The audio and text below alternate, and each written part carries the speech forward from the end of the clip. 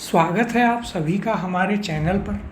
पिछली वीडियो में हमने वैदिक काल वाला जो चैप्टर था वो पूरा कर लिया था। उसके सारे क्वेश्चन हमने अच्छे से प्रैक्टिस किए थे। इसके अलावा इनकी पीडीएफ और क्विज़ेस हमारी वेबसाइट पर डाली जा रही हैं, जिसका लिंक इस वीडियो के डिस्क्रिप्शन में है। तो वहाँ से आप हमारी वेबसाइट को ज़रूर विजिट कीजिएगा और आप हमारा टेलीग्राम चैनल भी ज्वाइन कर लीजिए, उसकी लिंक भी वीडियो के डिस्क्रिप्शन में है। इस वीडियो में आज हम अपना नया चैप्टर स्टार्ट करेंगे और आपका नया चैप्टर है बौद्ध धर्म या बुद्धिज़्म जिसे बोलते हैं। तो देखिए, बहुत ही इम्पोर्टेंट चैप्टर है। लगभग 3 क्लासों में ये आपका कवर होगा। काफ़ी बड़ा और बहुत ही महत्वपूर्ण चैप्टर है। शुरुआत करेंगे इसकी पहले प्रश्न के साथ। गौतम बुद्ध का जन्म कब हुआ था? ऑप्शन है ए 563 ईसा पूर्व, बी 558 ईसा पूर्व, सी 561 ईसा पूर्व या ऑप्शन डी 544 ईसा पूर्व। सही उत्तर है इसका ऑप्शन नंबर ए, 563 ईसा पूर्व में गौतम बुद्ध का जन्म हुआ था। अब देखिए, यदि हम इनकी बात करें तो गौतम बुद्ध के बचपन का नाम सिद्धार्थ था। जन्म इनका 563 बीसी में होता है। कहाँ पर हुआ था?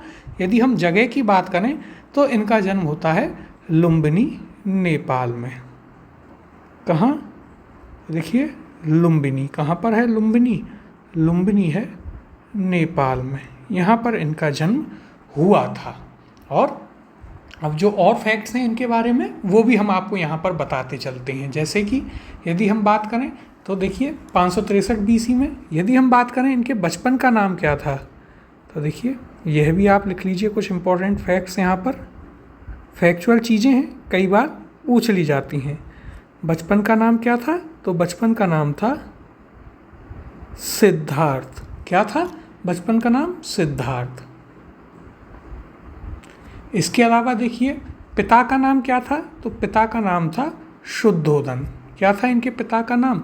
इनके पिता का नाम था शुद्धोधन।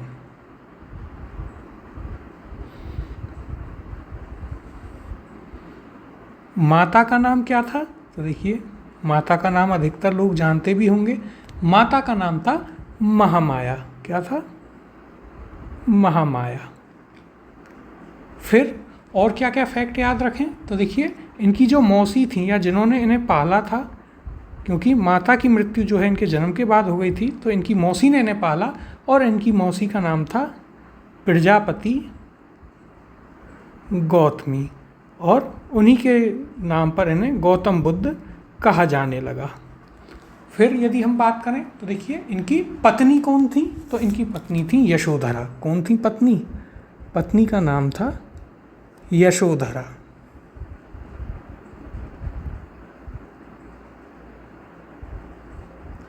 और इनका पुत्र था, पुत्र का नाम था राहुल। क्या नाम था पुत्र का? पुत्र का नाम था राहुल। तो देखिए, ये बेसिक चीज़ें हैं जो आपको गौतम बुद्ध के बारे में पता होनी चाहिए कि जन्म कहाँ हुआ? लुम्बिनी, नेपाल में। 563 बीसी में। बचपन का नाम सिद्धार्थ था। पिता का नाम शुद्धोधन था, जो कि शाक्य कुल के राजा थे और इसी कारण से गौतम बुद्ध को शाक्य मुनि भी कहा जाता है। फिर देखिए, माता का नाम महामाया, मौसी का नाम प्रजापति गौतमी, पत्नी का नाम यशोधरा और पुत्र का नाम राहुल था। फिर देखिए क्या होता है, इनका जब जन्म होता है तो एक कौंडिन्य नामक ब्राह्मण आता है। वो भविष्यवाणी करता है कि या तो यह बच्चा बहुत ही महान सम्राट बनेगा या बहुत ही महान साधु बनेगा। फिर हम सभी जानते हैं कि आगे जाके गौतम बुद्ध एक महान साधु बनते हैं। अब देखिए, यहाँ पर यदि हम चर्चा करें तो गौतम बुद्ध का जन्म कपिलवस्तु के निकट लुम्बिनी में 563 ईसा पूर्व में हुआ था। उनके पिता शुद्धोधन, कौन थे पिता? शुद्धोधन हमने आपको बताया शाक्य गण के प्रधान थे, तथा माता कौन थी? माया देवी कोलिय गणराज्य या कोलिय वंश की कन्या थी। 29 वर्ष की अवस्था में उन्होंने गृह त्याग दिया, जिसे बौद्ध ग्रंथों में क्या कहा है? महाभिनिष्क्रमण कहा गया है। तो देखिए, हम आगे आपको बताएंगे कि कौन कौन सी जो चीज़ें उनके घटनाक्रम हुए उनके जीवन में, उनके क्या क्या नाम हैं। अब अगला प्रश्न देखते हैं। बुद्ध के जीवन की किस घटना को महाभिनिष्क्रमण के रूप में जाना जाता है? ऑप्शन है ए उनका महापरिनिर्वाण, बी उनका जन्म, सी उनका गृह त्याग या ऑप्शन डी उनका प्रबोधन। तो देखिए सही उत्तर है इसका ऑप्शन नंबर सी, उनका गृह त्याग। महाविनिष्क्रमण किसे कहते हैं? जब भगवान बुद्ध ने 29 वर्ष की आयु में अपना घर छोड़ा था, उस घटना को कहते हैं महाविनिष्क्रमण। महापरिनिर्वाण क्या था? जब भगवान बुद्ध अपने शरीर को त्याग देते हैं तो वह क्या होता है? वो घटना कहलाती है महापरिनिर्वाण। तो ये चीज़ आपको यहाँ पर याद रखनी है। अब अगले प्रश्न की ओर चलते हैं। गौतम बुद्ध की मां किस वंश से संबंधित थी? ऑप्शन है ए शाक्य वंश से, बी माया वंश से, सी लिच्छवी वंश से, या ऑप्शन डी कोलीय वंश से। सही उत्तर है इसका ऑप्शन नंबर डी कोलीय वंश से। अभी हमने चर्चा करी थी, क्या नाम था माता का? महामाया। किस वंश की थी? कोलीय वंश की। और उनके पिता किस वंश के थे? तो पिता थे उनके शाक्य वंश के। अगला प्रश्न है, बुद्ध का जन्म हुआ था। ऑप्शन है आपके पास ए वैशाली में, बी लुम्बिनी में, सी कपिलवस्तु में, या ऑप्शन डी पाटलिपुत्र में। तो इसका सही उत्तर है option number B Lumbini. Nepal में कब हुआ था? तो 563 BC में, यह याद रखिएगा। अगला प्रश्न है, निम्न में से कौन सा नाम बुद्ध का दूसरा नाम है? ऑप्शन है ए पार्थ, बी प्रच्छन्न, सी मिहिर, डी गुड़ाकेश, या फिर ऑप्शन ई इनमें से कोई नहीं। तो देखिए यहाँ पर सही उत्तर हो जाएगा ऑप्शन नंबर ई, इनमें से कोई नहीं। तो देखिए हम जानते हैं भगवान बुद्ध का दूसरा नाम क्या था? सिद्धार्थ। उनके बचपन का नाम क्या था? सिद्धार्थ था। और बाद में उन्हें किस नाम से जानने लगे लोग? बाद में उन्हें गौतम बुद्ध के नाम से जाना गया। तो इनमें से कोई भी सही उत्तर नहीं था। अब देखिए इसके अलावा इन्हें शाक्य मुनि भी कहते थे। क्या कहते थे? शाक्य मुनि, क्योंकि इनके पिता जो हैं वो इस शाक्य कुल के राजा हुआ करते थे और ये मुनि बन गए, तो इसलिए इन्हें शाक्य मुनि भी कहा जाता था। तो ये भी आप याद रखिएगा। यहाँ पर यदि हम देखें तो देखिए गौतम के बचपन का नाम क्या था? सिद्धार्थ था। इन्हें शाक्य मुनि, तथागत आदि नामों से जाना जाता है। अब अगले प्रश्न को देखते हैं। निम्नलिखित में से किस राजवंश के अभिलेख से इस परंपरा का समर्थन होता है कि लुम्बिनी शाक्य मुनि बुद्ध का जन्म स्थान था? ऑप्शन है ए मौर्य, बी शुंग, सी सातवाहन और डी कुषाण। देखिए ये आपके लिए एक इम्पॉर्टेंट क्वेश्चन है, थोड़ा सा घुमा के पूछा है लेकिन अच्छा सवाल है। क्या है? बताना है कि किस राजवंश के अभिलेख यानी कि इंस्क्रिप्शन से आपको पता चलता है कि भगवान बुद्ध का जन्म स्थान कहाँ है? लुम्बिनी में है। सही उत्तर है इसका ऑप्शन नंबर ए मौर्य वंश के अभिलेख से। और इसमें भी कहाँ से? तो देखिए जो सम्राट अशोक का रुमनदेई इंस्क्रिप्शन है। कहाँ से? तो देखिए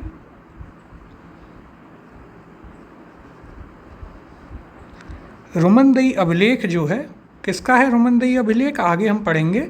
तो ये है सम्राट अशोक का, वहाँ से आपको यह जानकारी मिलती है। अब यहाँ पर यदि हम चर्चा करें तो देखिए मौर्य वंशीय शासक अशोक के रुमनदेई अभिलेख जो हमने अभी बताया, इससे सूचना मिलती है कि शाक्य मुनि बुद्ध का जन्म लुम्बिनी में हुआ था। इस अभिलेख के अनुसार अशोक राज्याभिषेक के 20 वर्ष बाद यहाँ आया था और उसने उस स्थान की पूजा की थी जहाँ शाक्य मुनि बुद्ध का जन्म हुआ था। साथ ही इस अभिलेख में लुम्बिनी के बुद्ध का जन्म स्थल होने के कारण इससे कर की छूट प्रदान करने की भी घोषणा हमें मिलती है, जो कि हम आगे जब मौर्य वंश पढ़ेंगे उसमें सम्राट अशोक पढ़ेंगे तब हम वहाँ पर ये आपको काफ़ी डिटेल में बताएंगे। अब अगले प्रश्न की ओर चलते हैं। निम्नलिखित में से कौन एक अशोक का अभिलेख इस परंपरा की पुष्टि करता है कि गौतम बुद्ध का जन्म लुम्बिनी में हुआ था? ऑप्शन दिए गए हैं ए बसाड़ स्तंभ अभिलेख, बी निगाली सागर स्तंभ अभिलेख, सी रामपुरवा स्तंभ अभिलेख, या ऑप्शन डी रुमनदेई स्तंभ अभिलेख। तो देखिए अभी हमने यह प्रश्न देखा था, सही उत्तर है इसका ऑप्शन नंबर डी रुमनदेई स्तंभ अभिलेख इसकी पुष्टि करता है। बाकी के जो सम्राट अशोक के स्तंभ हैं या अभिलेख हैं उनकी बात हम करेंगे जब हम मौर्य वंश के प्रश्नों को करेंगे। अगला प्रश्न है, निम्नलिखित में से किस राजा के एक अभिलेख से सूचना मिलती है कि शाक्य मुनि बुद्ध का जन्म लुम्बिनी में हुआ था? ऑप्शन दिए गए हैं, ए अशोक, बी कनिष्क, सी हर्ष या ऑप्शन डी धर्मपाल। सही उत्तर है ऑप्शन नंबर ए सम्राट अशोक के अभिलेख से। किस अभिलेख से? तो रुमनदेई अभिलेख से। जब अपने शासनकाल के 20वें वर्ष में सम्राट अशोक लुम्बिनी जाता है, वहाँ पर उस स्थान पर जाता है जहाँ पर भगवान गौतम बुद्ध का जन्म हुआ था, और रुमनदेई के लोगों के कर में भी माफ़ी करता है। लुम्बिनी के जो लोग थे उनके भी जो कर थे उनको माफ़ करता है, और रुमनदेई अभिलेख में आपको ये सभी जानकारियाँ मिलती हैं। अगला प्रश्न है, महात्मा बुद्ध का महापरिनिर्वाण कहाँ हुआ? ऑप्शन है, ए लुम्बिनी में, बी बोध गया में, सी कुशीनगर में या ऑप्शन डी कपिल वस्तु में। तो देखिए, महापरिनिर्वाण अर्थात देवलोक गमन, यानी कि भगवान बुद्ध की मृत्यु कब हुई, यह आपसे यहाँ पर पूछा गया है। सही उत्तर है इसका option number C Kushinagar. Kushinagar कहाँ पर है? तो कुशीनगर है आपका उत्तर प्रदेश में। कहाँ? उत्तर प्रदेश में। देखिए, यदि हम बात करें तो 80 वर्ष की उम्र में, 80 ईयर्स की एज में जो है भगवान बुद्ध की मृत्यु होती है, उनका महापरिनिर्वाण होता है। और कहाँ? तो ये होता है कुशीनगर में। तो ये आपको बात यहाँ पर याद रखनी है। अब देखिए, यहाँ पर यदि हम बात करें तो इनके बारे में, तो देखिए यहाँ पर बौद्ध धर्म का प्रचार करते हुए महात्मा बुद्ध मल्लों की राजधानी पावा पहुँचे, जहाँ वे चुंद नामक लोहार की आम्र वाटिका में ठहरे। उसने भगवान बुद्ध को सूकर मद्दव खाने को दिया। इससे उन्हें रक्तस्राव हो गया और भयानक पीड़ा उत्पन्न हुई। इस वेदना के बाद भी वे कुशीनारा या कुशीनगर, जो मल्ल गणराज्य की राजधानी थी, वहाँ पहुँचे और यहीं 483 ईसा पूर्व या बीसी में 80 वर्ष की अवस्था में उन्होंने शरीर त्याग दिया। बौद्ध ग्रंथों में इसे क्या कहा गया है? महापरिनिर्वाण कहा गया है। तो देखिए, कहाँ मृत्यु होती है? कुशीनगर, उत्तर प्रदेश में। कब होती है? तो 483 बीसी या 483 ईसा पूर्व में उनकी मृत्यु होती है। ये आप याद रखिएगा। किसने उन्हें खाने को दिया था? तो चुंद नामक एक लोहार था, उस व्यक्ति ने उन्हें खाने को दिया, जिसके बाद से उनकी मृत्यु हो गई 80 वर्ष की आयु में। अब अगला प्रश्न देखते हैं। गौतम बुद्ध का महापरिनिर्वाण जिस राज्य में हुआ था वह है? ऑप्शन है, ए अंग, बी मगध, सी मल या डी वत्स। तो देखिए, यहाँ पर उस समय जो महाजनपद थी वो आपसे पूछा है, तो यह भी आपके लिए एक इम्पॉर्टेंट क्वेश्चन है। कुशीनगर आज हम जानते हैं उत्तर प्रदेश में है, उस समय कहाँ था? तो उस समय वह मल्ल जनपद की राजधानी थी। तो सही उत्तर हो जाएगा ऑप्शन नंबर सी मल। अगला प्रश्न है, महात्मा बुद्ध का महापरिनिर्वाण किसके गणतंत्र में हुआ? ऑप्शन है, ए मल्लों के, बी लिच्छवियों के, आगे देखते हैं ऑप्शन, सी ऑप्शन है शाक्यों के या ऑप्शन डी पालों के। सही उत्तर है ऑप्शन नंबर ए मल्लों के। मल्लों की जनपद कौन? मल्ल जनपद जो थी उसमें उनका महापरिनिर्वाण हुआ था। अब अगले प्रश्न की ओर चलते हैं।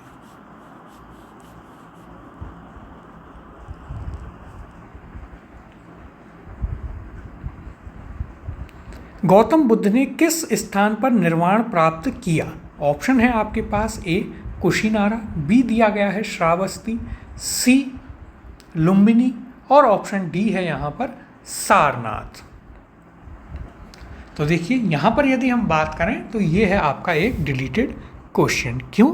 क्योंकि भगवान गौतम बुद्ध को निर्वाण प्राप्ति यानी ज्ञान की प्राप्ति कहाँ हुई थी? तो उनको ज्ञान की प्राप्ति हुई थी बोध गया में। कहाँ पर? बोध गया में। हम सभी जानते हैं बोध गया में उन्हें ज्ञान की प्राप्ति हुई थी। किसको? भगवान बुद्ध को 35 वर्ष की आयु में। यह भी आप याद रखिएगा। कितने वर्ष की आयु में? 35 वर्ष की आयु में उन्हें ज्ञान की प्राप्ति होती है। और कहाँ होती है? तो निरंजना नदी के तट पर। कहाँ? तो देखिए, यह भी याद रखिएगा, नदी भी कौन सी थी? निरंजना नदी के तट पर उन्हें ज्ञान की प्राप्ति होती है। पीपल के वृक्ष के नीचे उन्हें ज्ञान की प्राप्ति होती है। आज भी वह वृक्ष वहाँ पर है, वो तो कट गया लेकिन उसी के साथ में जो वृक्ष था वो आज तक वहाँ पर है। प्रथम उपदेश अपना कहाँ पर देते हैं? वे देते हैं सारनाथ में। उसकी भी हम आगे बात करेंगे उनके उपदेशों पर कि प्रथम उपदेश कहाँ दिया, सर्वाधिक उपदेश कहाँ दिए, उन सभी पर हम चर्चा करेंगे। अभी यदि हम यहाँ पर चर्चा करें तो देखिए, बौद्ध धर्म में सांसारिक दुखों से मुक्ति या दुख निरोध को ही निर्वाण माना गया है। बुद्ध को सांसारिक दुखों से मुक्ति यानी कि निर्वाण ज्ञान प्राप्ति के समय प्राप्त हुआ, जो कि बोध गया में उन्हें ज्ञान प्राप्ति हुई थी और उसी को निर्वाण कहा जाता है। जब वे अपना पहला उपदेश देते हैं तो उसे धर्म चक्र परिवर्तन कहा जाता है। कहाँ दिया था पहला उपदेश? उन्होंने सारनाथ में। आगे बात करेंगे। अगला प्रश्न है, महापरिनिर्वाण मंदिर अवस्थित है? ऑप्शन है आपके पास, ए कुशीनगर में, बी ऑप्शन है यहाँ पर सारनाथ में, सी बोध गया में, या ऑप्शन डी श्रावस्ती में। तो देखिए सही उत्तर है इसका ऑप्शन नंबर ए। महापरिनिर्वाण मंदिर कहाँ है? तो ये है आपके कुशीनगर में। आपको याद रखना है कहाँ पर है? कुशीनगर में, जहाँ पर उनका महापरिनिर्वाण हुआ था, अर्थात जहाँ मृत्यु उनकी हुई थी भगवान बुद्ध की, वहीं पर उनका मंदिर बना हुआ है। तो ये आप एक फैक्ट याद रखिएगा। इसकी पूरी हमने आपको बात बताई महापरिनिर्वाण की। मंदिर अब आपको पता है कि कहाँ बना हुआ है? कुशीनगर में। अब देखिए यहाँ पर यदि हम चर्चा करें तो महापरिनिर्वाण मंदिर उत्तर प्रदेश के कुशीनगर जिले में स्थित है। मंदिर में स्थापित भगवान बुद्ध की मूर्ति 1876 में उत्खनन के द्वारा प्राप्त की गई। महापरिनिर्वाण मंदिर विश्व में बौद्ध धर्म के सबसे पवित्र मंदिरों में से एक माना जाता है। अब अगला प्रश्न देखते हैं।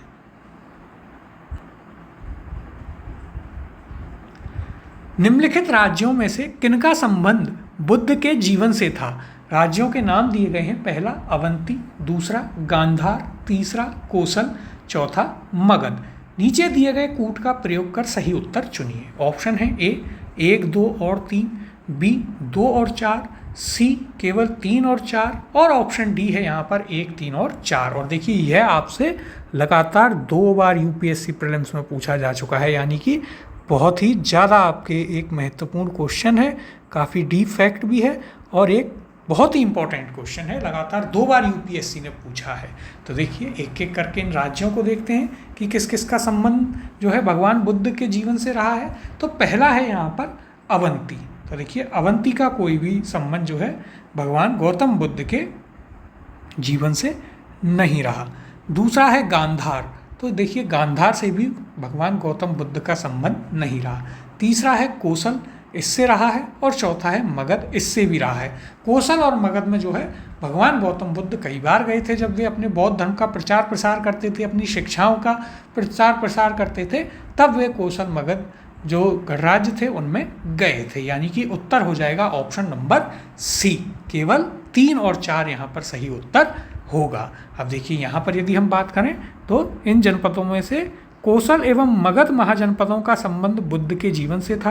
गौतम बुद्ध ने अपनी शिक्षा के प्रचार प्रसार हेतु मगध एवं कौशल दोनों राज्यों में भ्रमण किया था, जो कि हमने आपको अभी बात बताई भी थी। अगला प्रश्न है, गौतम बुद्ध द्वारा अपने धर्म में दीक्षित किया जाने वाला अंतिम व्यक्ति निम्नलिखित में से कौन था? तो देखिए यह भी आपके लिए एक इम्पॉर्टेंट फैक्ट यहाँ पर बनता है। ऑप्शन है ए आनंद, बी सारिपुत्तु, आगे देखते हैं अगले ऑप्शन क्या दिए गए हैं। ऑप्शन सी है मोगलान और ऑप्शन डी है यहाँ पर सुभद्र।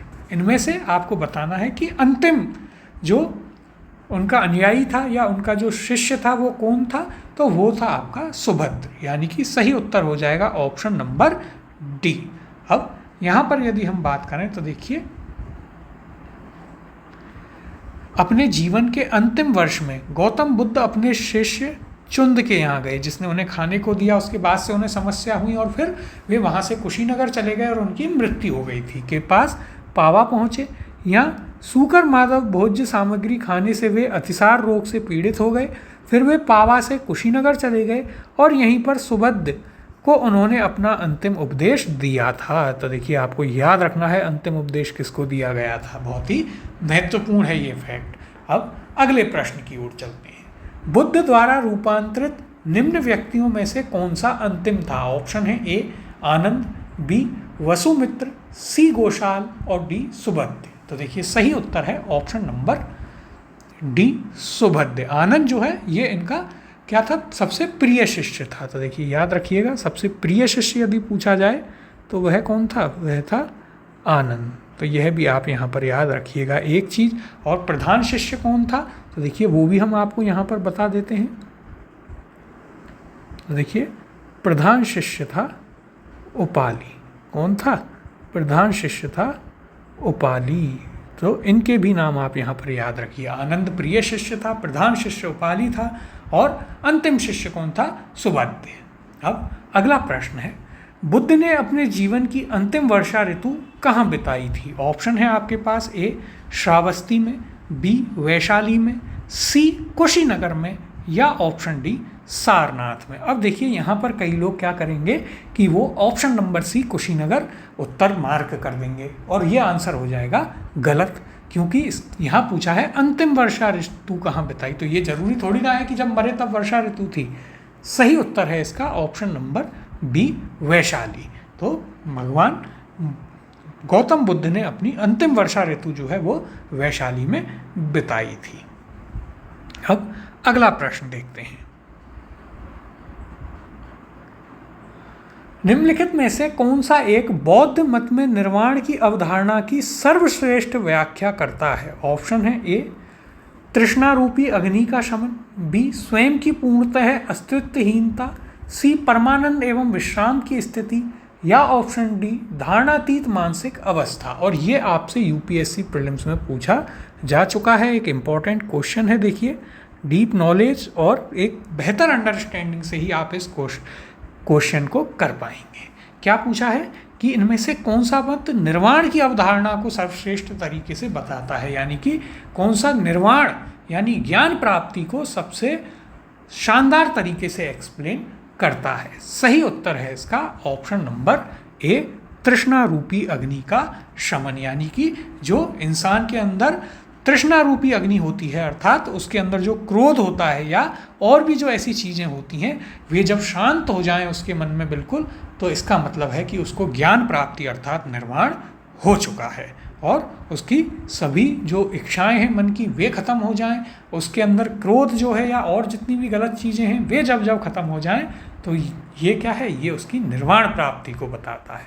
अब यहाँ पर इसकी चर्चा कर लेते हैं। तो देखिए बुद्ध ने निर्वाण को मन की उस परम शांति के रूप में वर्णित किया है जो तृष्णा, क्रोध और दूसरी विषादकारी मन स्थितियों से परे है।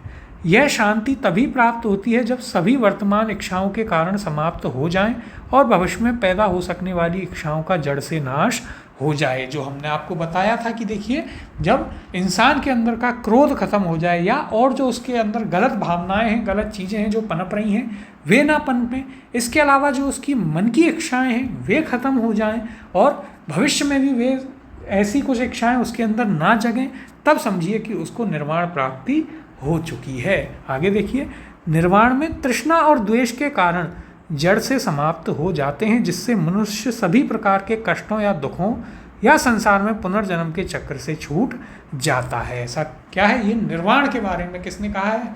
भगवान गौतम बुद्ध ने। तो देखिए बहुत ही महत्वपूर्ण इम्पोर्टेंट अवधारणा है आपके लिए, इसे आप जरूर पढ़ लीजिएगा।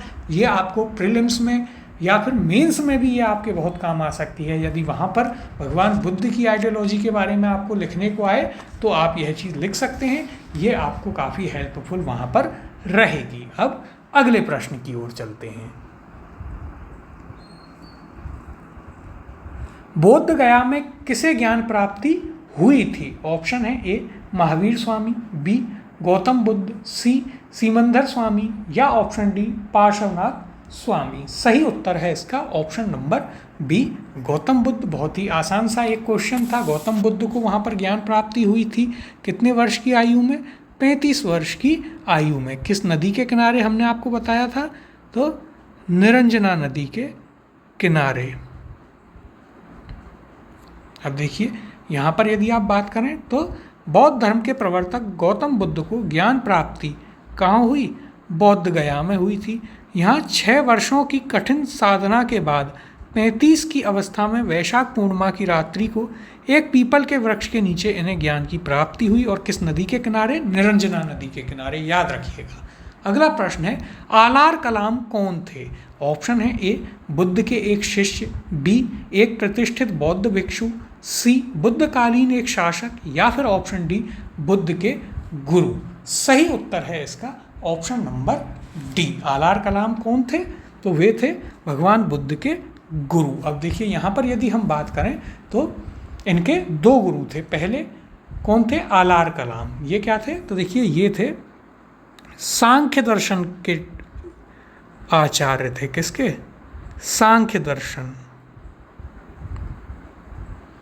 सांख्य दर्शन के टीचर थे और इन्होंने बुद्ध को क्या दी? इन्होंने बुद्ध को दी योग शिक्षा।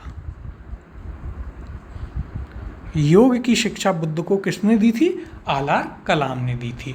फिर यदि हम बात करें तो इनके द्वितीय गुरु कौन थे? सेकंड गुरु कौन थे गौतम बुद्ध के? तो वो थे रामपुत्र। कौन थे? रामपुत्र। तो देखिए यदि आपसे भगवान गौतम बुद्ध के गुरुओं के नाम पूछे जाते हैं तो पहले कौन थे? आलार कलाम, जो कि सांख्य दर्शन के गुरु थे। भगवान बुद्ध को उन्होंने योग की शिक्षा दी।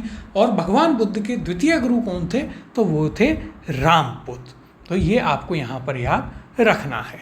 अब देखिए यहाँ पर यदि हम चर्चा करें तो महाविनिष्क्रमण के बाद ज्ञान की खोज में महात्मा बुद्ध आलार कलाम के आश्रम में पहुँचे तथा उनसे दीक्षा ली। आलार कलाम के आश्रम में उन्होंने तपस्या की, किंतु वे इससे संतुष्ट नहीं हुए। आलार कलाम सांख्य दर्शन के आचार्य थे, जो हमने आपको बताया, तथा अपनी साधना शक्ति के लिए काफ़ी विख्यात थे। तो देखिए हम जानते हैं कि जब एक बार भगवान गौतम बुद्ध जो हैं वे बाहर निकलते हैं और जब वे अपने घोड़े पर सवार होकर जा रहे होते हैं अपने सारथी के साथ में, तो उन्हें कुछ 4 घटनाएं उन्हें दिखती हैं। जैसे सबसे पहली एक बुजुर्ग व्यक्ति दिखता है, तो वे अपने, क्योंकि उनके पिता नहीं चाहते थे कि वो कोई संत बने, तो इसलिए उनके पिता ने क्या किया, सभी बुजुर्गों को, बीमारों को, ऐसे सभी लोगों को राज्य से बाहर निकाल दिया और अपने बेटे को एकदम महल में रखते थे। तब उन्होंने अपने सारथी से पूछा कि ये कौन है? तब उसने बताया कि ये एक बुजुर्ग व्यक्ति है, ये एक जीवन की अवस्था होती है। फिर आगे गए, एक बीमार व्यक्ति मिला। तब उसने पूछा गौतम बुद्ध ने कि ये कौन है? कि ये एक व्यक्ति है जो बीमार है, ऐसे कुछ बीमारी है, कुछ कष्ट है। फिर तीसरा आगे बढ़े तो उन्हें एक मृत व्यक्ति दिखा, तो वे पूछते हैं ये क्या है? तो उनका सारथी बताता है कि महाराज ये एक मृत व्यक्ति है, ये मर चुका है, जीवन का अंत इसी के साथ हो जाता है। फिर और आगे जाते हैं घोड़े को लेकर, तो वहाँ पर उन्हें एक साधु दिखता है जो मस्त मौला अपनी धुन में जा रहा है, किसी चीज़ की परवाह नहीं। तो भगवान बुद्ध पूछते हैं अपने सारथी से कि ये कौन है जो सभी चीज़ों से इसे किसी का फर्क नहीं है, ना बुजुर्गता का, ना बीमार होने का, ना मृत्यु का, बस अपनी मस्ती में मस्त है। तो वो बताता है कि साहब ये एक साधु है, और साधु जो हैं वे इन सभी चीज़ों से परे होते हैं, मोह माया से। और उस दिन भगवान बुद्ध सोच लेते हैं कि अब हमें भी साधु बनना है। वहाँ से वे बाहर चले जाते हैं और फिर अपना गुरु बनाते हैं आलार कलाम को, उनके यहाँ साधना करते हैं, फिर बाद में अपनी साधना अलग से करते हैं। अब यहाँ पर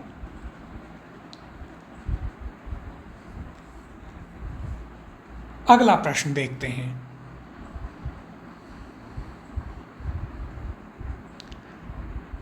महात्मा बुद्ध ने अपना पहला धर्म चक्र परिवर्तन किस स्थान पर दिया था? धर्म चक्र परिवर्तन का अर्थ होता है फर्स्ट उपदेश। पहला उपदेश कहाँ पर दिया था? ऑप्शन है आपके पास, ए लुम्बिनी में, बी सारनाथ में, सी पाटलिपुत्र में, या ऑप्शन डी वैशाली में। सही उत्तर है इसका ऑप्शन नंबर बी सारनाथ में। भगवान बुद्ध ने अपना पहला उपदेश कहाँ दिया था?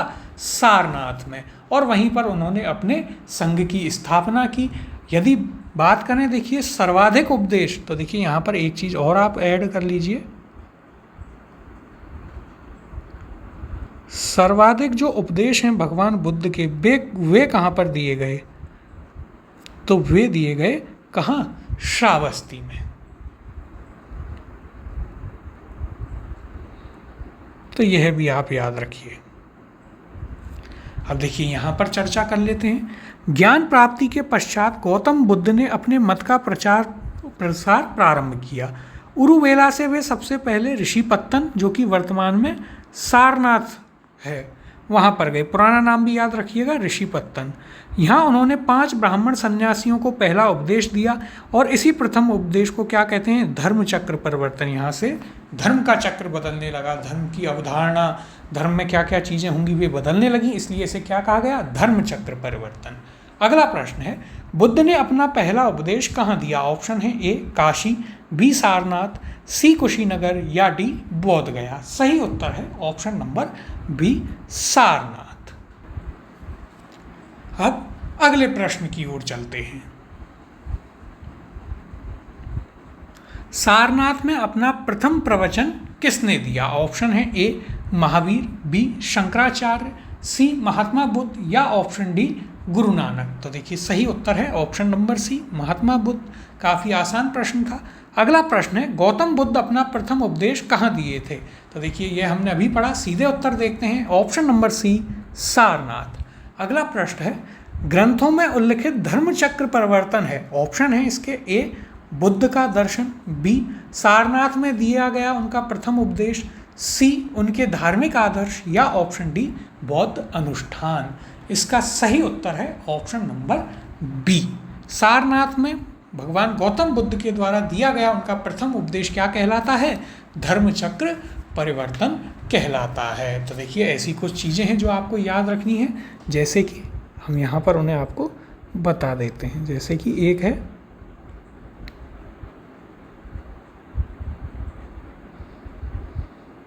महाभिनिष्क्रमण। महाभिनिष्क्रमण का अर्थ होता है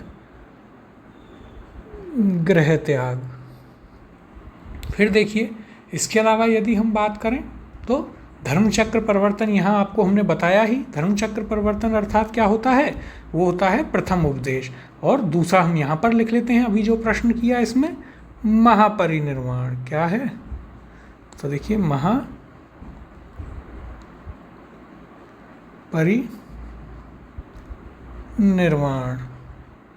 इसका अर्थ होता है भगवान बुद्ध की मृत्यु। तो देखिए ये 2-3 शब्द हैं, धर्मचक्र परिवर्तन, प्रथम उपदेश, महाभिनिष्क्रमण, गृह त्याग, महापरिनिर्वाण, मृत्यु, ये आपको यहाँ पर याद रखने हैं। अब अगला प्रश्न देखते हैं। धर्मचक्र परिवर्तन किया गया था। ऑप्शन है ए सांची में, बी श्रावस्ती में, सी सारनाथ में या डी वैशाली में। तो देखिए धर्मचक्र परिवर्तन क्या है? प्रथम उपदेश। तो यहाँ पर इनडायरेक्टली आपसे क्या पूछा है कि पहला उपदेश कहाँ दिया था? सही उत्तर है ऑप्शन नंबर सी सारनाथ। अगला प्रश्न है, बुद्ध ने सर्वाधिक उपदेश दिए थे, अभी हमने आपको एक प्रश्न में बताया भी था। ऑप्शन है ए वैशाली में, बी श्रावस्ती में, सी कौशाम्बी में या ऑप्शन डी राजगृह में। सही उत्तर है इसका ऑप्शन नंबर बी श्रावस्ती में। सर्वाधिक उपदेश कहाँ दिए थे? श्रावस्ती में। यहाँ पर भी यदि आप चर्चा करें तो देखिए बुद्ध के सबसे अधिक शिष्य कोसल राज्य में हुए थे तथा यहाँ की राजधानी श्रावस्ती में ही उन्होंने सर्वाधिक उपदेश दिए। तो श्रावस्ती कहाँ है? ये थी कोसल राज्य की राजधानी, कोसल जनपद की राजधानी। अगला प्रश्न है, बुद्ध कौशाम्बी किसके राज्यकाल में आए थे? ऑप्शन है ए शतानीक, बी उदयन, सी बोधि या डी निचक्षु। तो देखिए ये एक थोड़ा डीप क्वेश्चन यहाँ पर पूछा गया है कि कौशाम्बी में जब भगवान बुद्ध गए थे तो उस समय वहाँ का शासक कौन था? सही उत्तर है इसका option number B Udayan. Udayan के शासनकाल में भगवान गौतम बुद्ध कहाँ जाते हैं? कौशाम्बी में जाते हैं। अब यहाँ पर यदि हम बात करें तो देखिए महात्मा बुद्ध वत्सराज उदयन के, किसके? वत्सराज उदयन के शासन काल में कौशाम्बी आए थे। वहाँ उन्होंने 9वां वर्षवास किया। उदयन ने पिंडोला भारद्वाज के प्रभाव से बौद्ध बनने के बाद घोषिताराम विहार भिक्षु संघ को दान में दिया। कौन सा? घोषिताराम विहार। किसको दिया? भिक्षु संघ को। तो ये आपको याद रखना है, किसने कन्वर्ट किया इसको बौद्धिज्म में? पिंडोला भारद्वाज के संपर्क के आने के बाद में यह क्या बन जाता है? एक बौद्ध बन जाता है। अब अगले प्रश्न की ओर चलते हैं। बुद्ध की मृत्यु के पश्चात प्रथम बौद्ध संगति की अध्यक्षता की गई। ऑप्शन है ए महाकश्यप द्वारा, बी धर्मसेन द्वारा, सी अजातशत्रु द्वारा, या ऑप्शन डी नागसेन द्वारा। सही उत्तर है इसका ऑप्शन नंबर ए, महाकश्यप के द्वारा प्रथम बौद्ध संगीति की क्या की गई, अध्यक्षता की गई। अब देखिए यहाँ पर हम आपको चारों बौद्ध समितियाँ जो हुई थी उनके बारे में बता देते हैं। तो देखिए पहली जो बौद्ध संगीति थी, प्रथम बौद्ध संगीति कब होती है, तो ये होती है 483 BC में, ईसा पूर्व में, जब भगवान बुद्ध मरते हैं तब। उस समय यदि हम बात करें तो शासक कौन था, तो देखिए किस शासक के समय में हुई, तो शासक था देखिए उस समय कौन, अजातशत्रु। कौन था,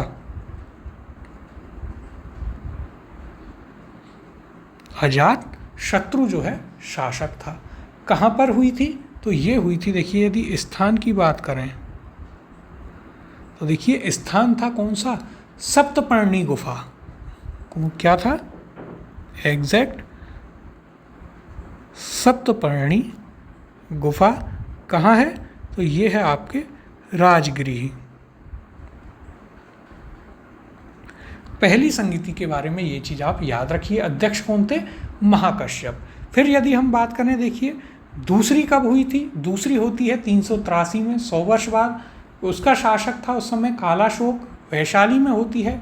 सर्वकामी या सावक मीर जो है उसका अध्यक्ष था। फिर अशोक के समय 251 BC में पाटलिपुत्र में होती है, मोगलीपुत्र तिस उसका अध्यक्ष होता है।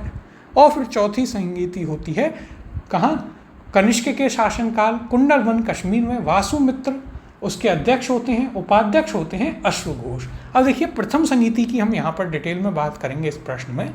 तो प्रथम संगीति में क्या होता है, इसमें आनंद जो होता है भगवान बुद्ध का शिष्य, वो सुत्त पिटक की रचना करता है। किसकी रचना करता है, सुत्त पिटक की।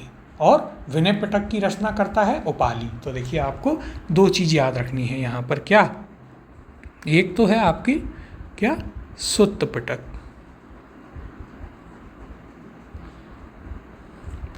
इसकी रचना कौन करता है, आनंद। इसमें क्या है, इसमें है भगवान जो गौतम बुद्ध थे उनकी दी गई शिक्षाएं और जीवन की घटनाएं हैं। और दूसरा है आपका, दूसरे किसकी रचना हुई प्रथम संगीति में, तो देखिए दूसरी रचना होती है विनय पिटक की। किसकी, विनय पिटक की। कौन करता है इसकी रचना, इसकी रचना करता है उपाली। इसमें क्या थे, तो इसमें बौद्ध भिक्षुओं के लिए क्या उनके आचरण होंगे, क्या चीज़ें होंगी, उनका इसमें नियम कानून थे उनके लिए। अब यहाँ पर हम इसकी चर्चा कर लेते हैं प्रश्न में। तो देखिए प्रथम बौद्ध संगीति या प्रथम बौद्ध परिषद बुद्ध की मृत्यु के तत्काल बाद राजगृह या राजगीर की सप्तपर्णी गुफा में हुई। हमने आपको बताया ऊपर।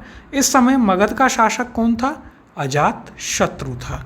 इस संगीति की अध्यक्षता महाकश्यप ने की थी तथा इसमें बुद्ध के प्रमुख शिष्य आनंद और उपाली भी शामिल थे। इसमें बुद्ध की शिक्षाओं का संकलन हुआ तथा उन्हें सुत्त पिटक और विनय नामक दो पिटकों में विभाजित किया गया, जो हमने आपको बताया। और ये किसने लिखे, आनंद और उपाली ने लिखे थे। तो देखिए ये आपके लिए पूरा बहुत ही इम्पोर्टेंट है। यहाँ पर जो भी बातें आपको बताई गई प्रथम बौद्ध परिषद के बारे में, आपको ये चीज़ें एकदम अच्छे से याद रखनी है। और चारों के बारे में ही हम आपको अच्छे से बताएंगे भी कि किस उसमें क्या क्या चीज़ें हैं, कौन सी परिषद में क्या बात हुई, वहाँ पर क्या चीज़ें डिसाइड।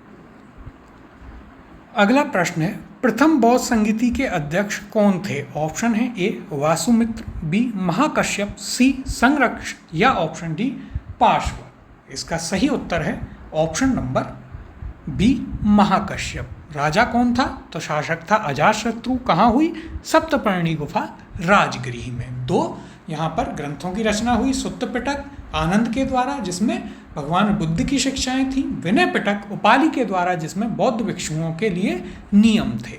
अब अगला प्रश्न देखते हैं।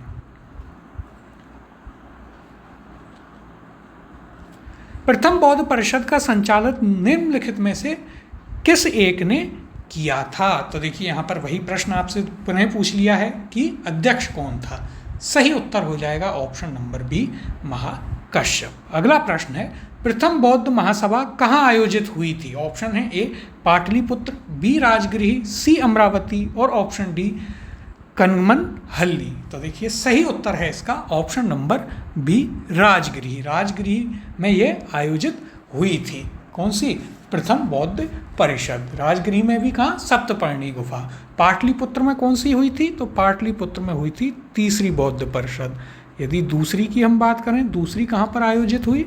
तो दूसरी हुई थी वैशाली में, पहली के ठीक 100 साल बाद 383 BC में। और फिर यदि हम बात करें चौथी कहाँ हुई? चौथी जो थी वो हुई थी आपकी कुंडलवन, कश्मीर में। तो इन चारों का स्थान भी आपको याद रखना है कि कौन सी वाली बौद्ध परिषद कहाँ आयोजित की गई थी। अब अगले प्रश्न की ओर चलते हैं। सप्तपर्णी गुफा स्थित है, ऑप्शन है ए सांची में, बी नालंदा में, सी राजगृह में, या ऑप्शन डी पावापुरी में। सही उत्तर है ऑप्शन नंबर सी, राजगृह में। अगला प्रश्न है, भगवान बुद्ध के महापरिनिर्वाण के बाद पहली बौद्ध संगीति हुई थी। ऑप्शन है ए राजगृह, राजगीर में, बी गया में, सी पाटलिपुत्र में, और डी वैशाली में। सही उत्तर है option number A, Rajgriha. Rajgriha में सप्तपर्णी गुफा में। पाटलिपुत्र में कौन सी हुई थी? पाटलिपुत्र में तीसरी हुई, वैशाली में हुई थी दूसरी, और चौथी अभी हमने आपको बताई थी कहाँ पर? तो चौथी हुई थी आपके कुंडलवन, कश्मीर में। कहाँ? कुंडलवन, कश्मीर में। यह आप याद रखिएगा। अब एक एक करके जैसे जैसे इनके ऊपर प्रश्न आएगा, क्वेश्चन आएगा एक एक के ऊपर, वहाँ हम एक एक के बारे में आपको डिटेल में बताते हुए जाएंगे। अब अगला प्रश्न देखते हैं। कश्मीर में कनिष्क के शासनकाल में जो बौद्ध संगीति आयोजित हुई थी उसकी अध्यक्षता निम्नलिखित में से किसने की थी? कनिष्क के शासनकाल में कौन सी हुई थी? चौथी। ऑप्शन देखते हैं, ए पार्श्व, बी नागार्जुन, सी शूद्रक, और डी वासुमित्र। सही उत्तर है, और देखिए ये आपसे यूपीएससी प्रीलिम्स में भी पूछा है, सही उत्तर है ऑप्शन नंबर डी, वासुमित्र। अब यदि यहाँ पर हम बात करें उपाध्यक्ष कौन था, तो देखिए एकमात्र ऐसी संगीति थी जिसमें उपाध्यक्ष भी था। उपाध्यक्ष कौन था? अश्वघोष। तो देखिए दोनों में कंफ्यूज नहीं होना है, एग्जाम में कई बार लोग कंफ्यूज हो जाते हैं कि अश्वघोष अध्यक्ष था या उपाध्यक्ष था, तो याद रखना है अश्वघोष उपाध्यक्ष था। कहाँ हुई? कुंडलवन, कश्मीर में। किसके समय होती है? तो ये होती है कनिष्क के समय में। ये बात आपको यहाँ पर इसके बारे में याद रखनी है। और इसमें क्या होता है? इसमें दो भागों में बढ़ जाता है बौद्ध धर्म। इसी में आपके हीनयान एंड महायान, इन दोनों में इसी चौथी बुद्धिस्ट काउंसिल में ये विभाजित हो जाता है। हीनयान कैसा था? रूढ़िवादी। महायान था सुधारवादी। आगे जब इनके बारे में प्रश्न आएगा तो वहाँ पर हम डिटेल में दोनों पर बात करेंगे। अब यहाँ पर हम चर्चा कर लेते हैं। देखिए क्या कहा गया है, तो देखिए बौद्ध धर्म की चतुर्थ संगीति कुषाण शासक कनिष्क के राज्यकाल में कश्मीर के कुंडलवन में हुई। इसकी अध्यक्षता किसने की? वासुमित्र ने की, तथा अश्वघोष इसके उपाध्यक्ष बने। इस सभा में महासंघिकों का वर्चस्व था। यहाँ बौद्ध ग्रंथों के कठिन अंशों पर सम्यक विचार किया गया तथा प्रत्येक पिटक पर भाष्य लिखकर उन्हें विभाषा शास्त्र नामक टीकाओं में संकलित कर दिया गया। इसी समय बौद्ध धर्म हीनयान एवं महायान नामक दो स्पष्ट संप्रदायों में विभक्त भी हो गया था। और देखिए जब तीसरी बुद्धिस्ट काउंसिल थी तो वहाँ पर क्या हुआ? वहाँ पर जो सम्राट अशोक के समय हुई तो सम्राट अशोक ने बाकायदा वहाँ पर जो बौद्ध लोग थे उनको धमकाया भी था कि यदि आप धर्म को विभाजित करने की कोशिश करोगे तो उसका परिणाम बहुत बुरा होगा। अब अगला प्रश्न है, बौद्ध धर्म की महायान शाखा औपचारिक रूप से किसके शासनकाल में प्रकट हुई? ऑप्शन है, ए अजातशत्रु, बी अशोक, सी धर्मपाल, या ऑप्शन डी कनिष्क। और ये आपसे यूपीएससी प्रीलिम्स में भी पूछा जा चुका है। तो देखिए हीनयान महायान में कब बटा था आपका बौद्ध धर्म? तो वो बटा था चौथी बुद्धिस्ट काउंसिल में, यानी चौथी बुद्ध संहिता में। और ये किसके शासनकाल में हुई थी? कनिष्क के शासनकाल में। तो सही उत्तर हो जाएगा ऑप्शन नंबर डी, कनिष्क। अब अगले प्रश्न की ओर चलते हैं।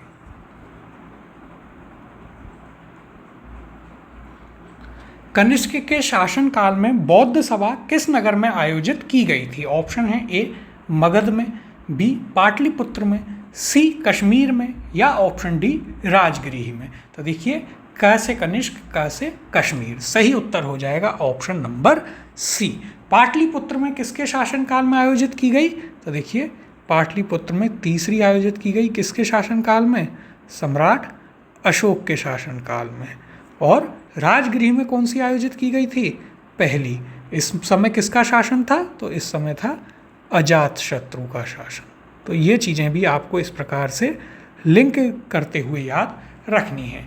अगला प्रश्न है, किस शासक के काल में चतुर्थ बौद्ध संगीति का आयोजन कश्मीर में हुआ था? ऑप्शन है ए अशोक, बी कालाशोक, सी कनिष्क, या ऑप्शन डी अजातशत्रु। तो देखिए, और ये आपसे RAS प्रीलिम्स और UPSC प्रीलिम्स दोनों में ही पूछा जा चुका है। सही उत्तर है इसका ऑप्शन नंबर सी, कनिष्क के शासन काल में। कालाशोक के शासन काल में कौन सी हुई थी? दूसरी। कहाँ हुई थी? पाटलिपुत्र। कहाँ पर? तो ये हुई थी आपके पाटलिपुत्र में। फिर देखिए अजातशत्रु के शासन काल में पहली, कहाँ? राजगृह में। और अशोक के शासनकाल में तीसरी हुई थी, कहाँ पर हुई थी? तो देखिए अशोक के शासनकाल में हुई थी पाटलिपुत्र में। माफ़ कीजिएगा, ये यहाँ पर कालाशोक में वो अशोक ही याद रह गया। तो ये दूसरी वाली कहाँ हुई थी? ये हुई थी आपके वैशाली में। तो देखिए इन चीज़ों को आपको याद रखना है। आपको चारों एक जगह इसीलिए लिखाई दी हैं यहाँ पर, जिससे आपको ये याद रहें, आप इन चीज़ों को आपस में कनेक्ट करके भी देख सकें। अगला प्रश्न है, चतुर्थ बौद्ध संगीति परिषद हुई थी? तो देखिए वही प्रश्न आपका रिपीट हो रहा है, कई बार कर चुके हैं। सीधा उत्तर लगाते हैं ऑप्शन नंबर ए, कनिष्क के शासन काल में। अब अगला प्रश्न देखते हैं, इनमें से किस शासक ने चतुर्थ बौद्ध संगीति कश्मीर में आयोजित की? तो देखिए वही प्रश्न आपका रिपीट हुआ। सीधा उत्तर है इसका option number C, Kanishka. Ashoka के शासनकाल में कौन सी होती है? तो अशोक के शासनकाल में होती है तीसरी। कहाँ पर होती है? तो ये होती है पाटलिपुत्र में। अजातशत्रु के शासनकाल में पहली। कहाँ पर? राजगृह। कालाशोक के टाइम पर दूसरी। कहाँ? वैशाली। तो ये आपको यहाँ पर याद रखने हैं। अगला प्रश्न है, निम्नलिखित पर विचार कीजिए। पहला है बुद्ध में देवतावरोपण, दूसरा बोधिसत्व के पथ पर चलना, तीसरा मूर्ति उपासना तथा अनुष्ठान। उपयुक्त में से कौन सी विशेषता या विशेषताएं महायान बौद्ध मत की हैं? ऑप्शन है ए केवल एक, ऑप्शन बी केवल एक और दो, ऑप्शन सी केवल 2 और 3, और ऑप्शन डी 1, 2 और 3। और यह आपसे UPSC प्रीलिम्स में पूछा जा चुका है। बहुत ही शानदार क्वेश्चन है ये आपका। हीनयान और महायान को अब यहाँ पर हम अच्छे से डिस्कस करेंगे। पहले प्रश्न को देखते हैं। देखिए क्या क्या कथन दिए गए हैं महायान बौद्ध मत के बारे में। पहला कि ये बुद्ध में देवतारोपण। तो देखिए यह क्या है? यह आपका बिल्कुल सही है। बौद्ध को, भगवान बुद्ध को देवता के रूप में मानते थे। दूसरा बोधिसत्व के पथ पर चलना, यह भी सही है।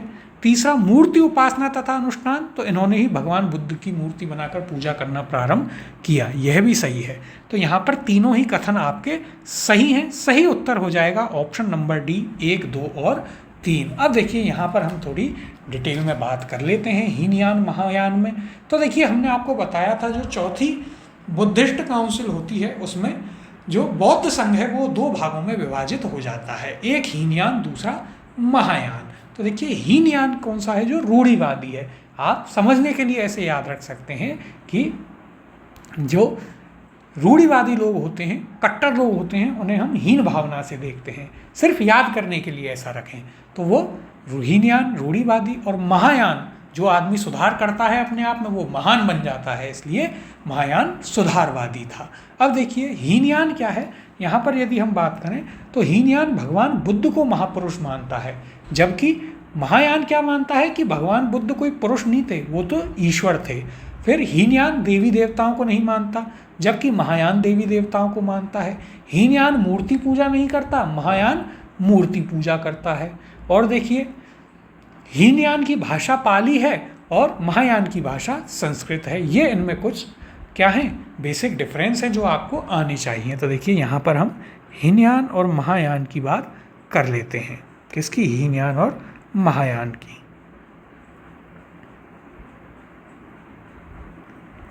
हीनयान वर्सेस महायान।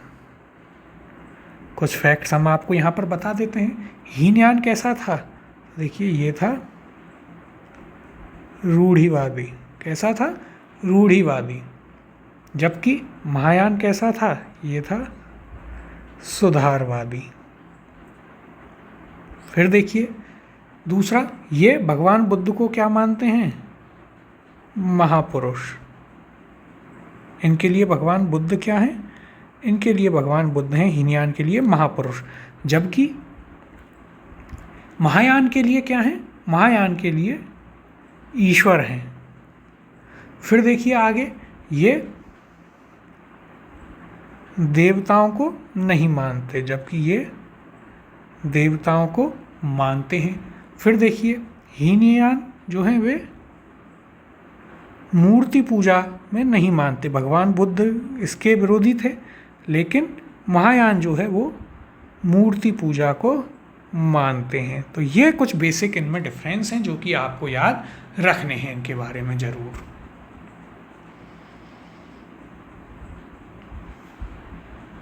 अब देखिए यहाँ पर इसकी हम चर्चा भी कर लेते हैं, जो हमने चीज़ें बताई उसके अलावा। देखिए तो देखिए, महायान बौद्ध मत बुद्ध की लोकोत्तर सत्ता तथा देवत्व में विश्वास करता है और बुद्ध के अनेक अवतारों एवं रूपों में विश्वास करता है। साथ ही यह बुद्धत्व के मार्ग पर चलने वालों को बोधिसत्व कहता है, जो सभी मानवों की मुक्ति में सहायता करता है। बोधिसत्व के पथ पर चलना इस मत के अनुकरणीय कहा गया है। हिंदू धर्म के प्रभाव में बुद्ध के देवत्व के आरोपण के साथ ही अनुष्ठान और मूर्ति पूजा महायान की मुख्य पद्धति बन गई थी। तो देखिए धीरे धीरे हमने आपको बताया कि सबसे पहले जब ब्राह्मणों ने बहुत ज़्यादा पूजा पाठ कर्म कांड ये सब चीज़ें बढ़ाई और उन पर काफ़ी धन वो लेते थे, काफ़ी दक्षिणा लेते थे, तो बौद्धिज्म और जैनिज्म जो हैं एक अलग राह दिखाते हैं उस समय। लेकिन धीरे धीरे इनमें भी वही चीज़ें आती गई जो ब्राह्मणों में आई, पहले आई थी हिंदू धर्म में। फिर लोगों ने सोचा कि जब ये काम कर रहे हैं तो क्यों ना हम अपने ही धर्म में बने रहें, और ये सब जो है यहाँ से महायान से बौद्ध धर्म में होना प्रारंभ हुआ था। अब अगले प्रश्न की ओर चलते हैं। निम्नलिखित 4 स्थानों में हुई बौद्ध संगीतियों का सही कालक्रम नीचे दिए हुए कूट से ज्ञात करें। पहला दिया है वैशाली, दूसरा राजगृह, तीसरा कुंडलवन, चौथा पाटलिपुत्र। अब देखिए यहाँ पर क्या करना है आपको, यहाँ पर कौन सी सबसे पहले किस जगह आपकी बुद्धिस्ट काउंसिल हुई, फिर कहाँ हुई, इस क्रम में जमाना है। तो देखिए वैशाली में कौन सी हुई थी, अब एक एक करके हम बात कर लेते हैं। तो वैशाली में हुई थी आपकी दूसरी, कालाशोक के समय। फिर राजगृह में पहली होती है अजातशत्रु के समय। कुंडलवन में होती है चौथी, और पाटलिपुत्र में होती है तीसरी सम्राट अशोक के समय। तो देखिए क्या कालानुक्रम हो जाएगा, 2, 1, 4, 3। किस ऑप्शन में है, तो ये है आपका ऑप्शन नंबर डी, 2, 1, 4, 3, ये इसका सही उत्तर होगा। अब यहाँ पर हम इसकी चर्चा कर लेते हैं, क्या कहा गया है। देखिए, प्रथम बौद्ध संगीति बुद्ध की मृत्यु के तत्काल बाद मगध नरेश अजातशत्रु के कार्यकाल में राजगीर स्थित सप्तपर्णी गुफा में संपन्न हुई थी। द्वितीय बौद्ध संगीति का आयोजन कालाशोक के शासनकाल में बुद्ध की मृत्यु के 100 वर्ष बाद वैशाली में किया गया। तृतीय बौद्ध संगीति मौर्य सम्राट अशोक के शासनकाल में पाटलिपुत्र में हुई थी। मोगलीपुत्र इसके अध्यक्ष थे। चतुर्थ बौद्ध संगीति कनिष्क के शासनकाल में कुंडलवन कश्मीर में संपन्न हुई थी। इसकी अध्यक्षता वासुमित्र ने की एवं उपाध्यक्षता किसने की, अश्वघोष ने की थी। ये सारे फैक्ट्स हम आपको ऑलरेडी पहले ही बता चुके हैं। तो देखिए ये सारे आपको याद रखने हैं। अब अगला प्रश्न देखते हैं। द्वितीय बौद्ध समिति का आयोजन कहाँ हुआ था। ऑप्शन है ए राजगृह में, बी वैशाली में, सी पाटलिपुत्र में, डी काशी वाराणसी में। तो देखिए सही उत्तर है इसका ऑप्शन नंबर बी। द्वितीय बौद्ध समिति कहाँ आयोजित हुई थी? यह आयोजित हुई थी वैशाली में। अब देखिए सबसे पहले हम इसके बारे में यदि बात करें तो यह होती है कब? तो देखिए 383 BC, यानी भगवान बुद्ध की मृत्यु के एग्जैक्ट 100 साल बाद। शासक कौन था? तो देखिए किसके समय? तो ये हुई थी काला शोक के समय। फिर यदि हम बात करें कहाँ हुई? वैशाली में। और इसका अध्यक्ष कौन था? तो देखिए सबसे पहले तो ये मुख्य बातें हैं जो याद रखनी है। इसका अध्यक्ष था कौन? सर्वकामी। सर्वकामी जो है इसका अध्यक्ष था, या इसे साकब-मीर भी कहते हैं। क्या कहते हैं? तो देखिए इसे साबक-मीर भी कहते हैं। अब यदि हम बात करें कि ये जो सेकंड बुद्धिस्ट काउंसिल हुई, द्वितीय बुद्ध परिषद हुई, इसमें हुआ क्या था? तो इसमें बुद्ध जो है, बौद्ध धर्म जो है वो 2 भागों में बट गया था। कौन सा? स्थविर और महासंघिक। कौन कौन से? तो देखिए बौद्ध धर्म जो है 2 भागों में बट गया। पहला कौन सा था? स्थविर, यानी जो रूढ़िवादी थे, और दूसरा था आपका महासंघिक। तो देखिए जो आदमी अपने आप में बदलाव करता रहता है वो स्वयं को महान समझता है, तो महासंघिक, और जो स्थिर रहे एक जगह वो स्थविर। ये बातें आपको इसके बारे में याद रखनी है। अगला प्रश्न है, तृतीय बौद्ध सभा किस स्थान पर बुलाई गई? ऑप्शन है ए तक्षशिला, बी सारनाथ, सी बोध गया, या ऑप्शन डी पाटलिपुत्र। सही उत्तर है ऑप्शन नंबर डी पाटलिपुत्र। तो देखिए किसके शासनकाल में बुलाई गई? तो यह बुलाई जाती है सम्राट अशोक के शासनकाल में। कहाँ पर? पाटलिपुत्र में। फिर यदि हम बात करें, देखिए पाटलिपुत्र में यह बुलाई जाती है, और इसकी अध्यक्षता कौन करते हैं? तो इसकी अध्यक्षता की जाती है मोगलीपुत्र तिस्सा के द्वारा। किसके द्वारा? मोगलीपुत्र तिस्सा के द्वारा इसकी अध्यक्षता की जाती है। अब देखिए, और इसमें क्या होता है? तो इसमें अभिधम पिटक की रचना होती है। तो देखिए एक चीज़ आप यह भी याद रखिएगा, इसमें क्या होता है? इसमें अभिधम पिटक की रचना होती है।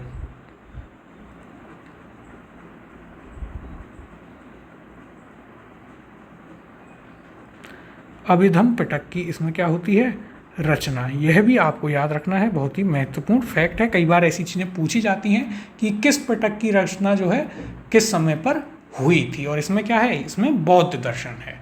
अगला प्रश्न है, प्रथम बौद्ध समिति का आयोजन हुआ था। ऑप्शन है ए अनिरुद्ध के शासनकाल में, बी अजातशत्रु के शासनकाल में, आगे ऑप्शन देखते हैं, देखिए सी बिंबिसार के शासनकाल में, या ऑप्शन डी उदयभद्र के शासन काल में। तो हम सभी जानते हैं सही उत्तर है इसका ऑप्शन नंबर बी अजातशत्रु के शासन काल में। कहां पर?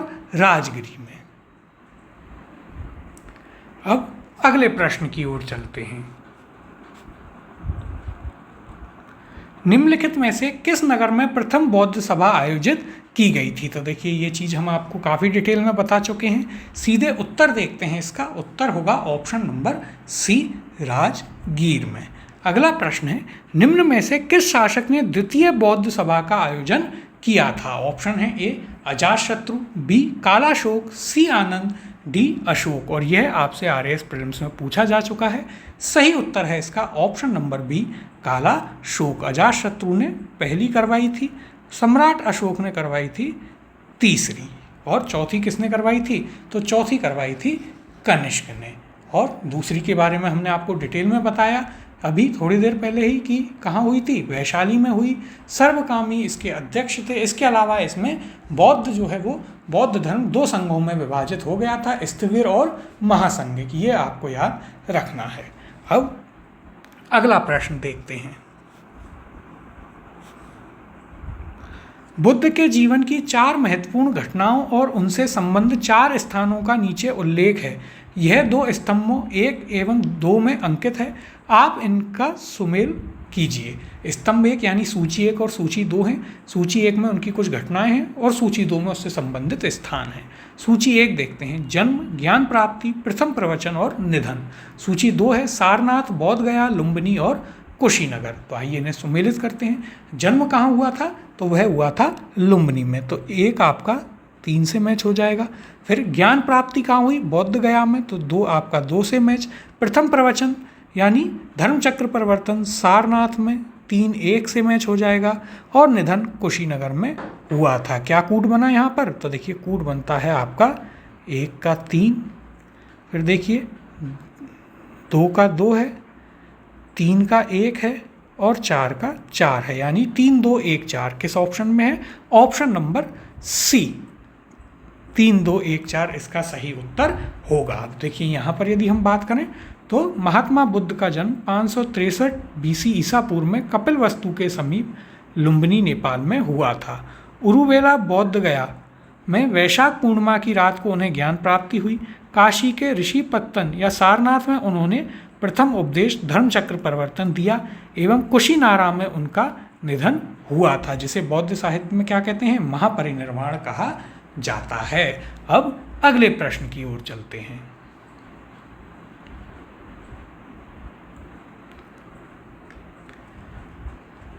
भारतीय कला में बुद्ध के जीवन की किस घटना का चित्रण मृग सहित चक्र द्वारा हुआ है? ऑप्शन है ए महाभिनिष्क्रमण, बी संबोधि, सी प्रथम उपदेश, डी निर्वाण। तो देखिए एक अच्छा क्वेश्चन है। अब यदि यहाँ पर आपको इसके बारे में नहीं भी पता है तो भी देखिए क्या गया है यहाँ पर? चक्र, और चक्र किसमें था? प्रथम उपदेश धर्मचक्र परिवर्तन। सही उत्तर हो जाएगा ऑप्शन नंबर सी। देखिए भारतीय कला में बुद्ध के जीवन के प्रथम उपदेश का चित्रण मृग सहित चक्र द्वारा हुआ है। बुद्ध ने अपना प्रथम उपदेश कहाँ? सारनाथ में मृगदाव हरिण वन में दिया था। अगला प्रश्न है, सूची 1 को सूची 2 से सुमेलित कीजिए तथा सूचियों के नीचे दिए गए कूट से सही उत्तर चुनिए। सूची 1 में चिन्ह है और सूची 2 में उनके अर्थ हैं भगवान बुद्ध से संबंधित। तो देखिए ये भी एक आपके लिए इम्पोर्टेंट फैक्ट है। देखते हैं सूची 1 जन्म, प्रथम प्रवचन, महाबोधि और त्याग। सूची 2 है बोधि वृक्ष, धर्मचक्र परिवर्तन, घोड़ा और कमल। तो देखिए जन्म का जो सिंबल है या चिन्ह है भगवान गौतम बुद्ध के का, वो क्या है? वो है कमल या सांड। तो ये आपका A4 से मैच होगा। फिर है प्रथम प्रवचन, तो यह आपका धर्मचक्र परिवर्तन। फिर है आपके पास महाबोधि। क्या है? महाबोधि। तो महाबोधि यानी ज्ञान प्राप्ति, तो यह होगा बोधि वृक्ष 1 से। और त्याग यानी गृह त्याग, अर्थात यह होगा घोड़े से। तो यहाँ पर आपका कूट क्या बना? कूट बनता है आपका 4 2 1 3। किस ऑप्शन में है देखते हैं? 4 2 1 3 option number D, A4 B2 C1 D3। ये आपका यहाँ पर सही उत्तर होगा। अब देखिए इसके अलावा यदि हम बात करें कुछ और चिन्हों की, तो एक है पद चिन्ह। क्या है? पद चिन्ह। पद चिन्ह जो है वे किसका प्रतीक हैं? वे प्रतीक हैं निर्वाण का। और एक और आपको सिंबल याद रखना है, स्तूप। स्तूप किसका है? तो स्तूप है मृत्यु का। ये 2 और आप यहाँ पर याद रखिएगा। अब अगला प्रश्न देखते हैं। करमापा लामा तिब्बत के बुद्ध संप्रदाय के किस वर्ग का है? ऑप्शन है ए गेलुगपा, बी कंग्यूपा, सी साक्यपा या ऑप्शन डी लिंगमापा। सही उत्तर है ऑप्शन नंबर बी कंग्यूपा। अगला प्रश्न है, महात्मा बुद्ध के संबंध में निम्नलिखित कथनों में से कौन सही है? पहला, उनका जन्म कपिलवस्तु में हुआ था। दूसरा, उन्होंने बौद्ध गया में ज्ञान प्राप्त किया था। तीसरा, उन्होंने वैदिक धर्म को अस्वीकार किया। और आगे देखते हैं, चौथा, उन्होंने आर्य सत्य का प्रचार किया था। नीचे दिए गए कूट से सही उत्तर चुनिए। अब देखिए यहाँ पर हम बात करते हैं एक एक करके इन कथनों को देख। तो देखिए पहला कथन क्या है? उनका जन्म कपिलवस्तु में हुआ था, बिल्कुल सही है। दूसरा, उन्होंने बौद्ध गया में ज्ञान प्राप्त किया, यह भी सही है। उन्होंने वैदिक धर्म को अस्वीकार किया, तभी तो उन्होंने अपना नया धर्म बनाया, यह भी सही है। चौथा, उन्होंने आर्य सत्य का प्रचार किया था, तो यह भी आपका एकदम सही कथन है। यानी कि चारों ही सही हैं। तो ऑप्शन नंबर डी 1 2 3 4 यहाँ पर सही उत्तर होगा। तो ये थे आपके आज के प्रश्न। इससे आगे के जो प्रश्न हैं बौद्ध धर्म से संबंधित, वो हम इससे अगली क्लास में करेंगे। तब तक आप हमारी वेबसाइट को विजिट कीजिए, टेलीग्राम चैनल ज्वाइन कर लीजिए और वेबसाइट पर क्विजेस को देते रहिए। मिलते हैं अगली क्लास में आगे के क्वेश्चंस के साथ।